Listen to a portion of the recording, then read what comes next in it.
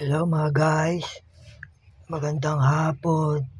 Tingnan natin ang mga tinitindang mga bilihin o pagkain mga guys.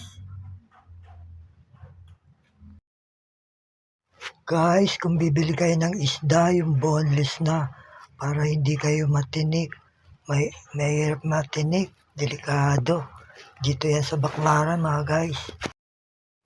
Guys, dito sa ating bansa, dito sa Pilipinas, marami nagtitinda ng gulay.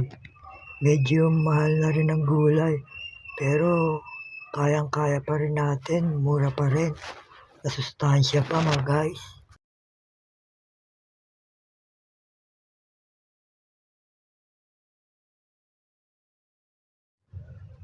Ang ganda yung tinda ni brother ng mga prutas, sariwan-sariwa mga guys.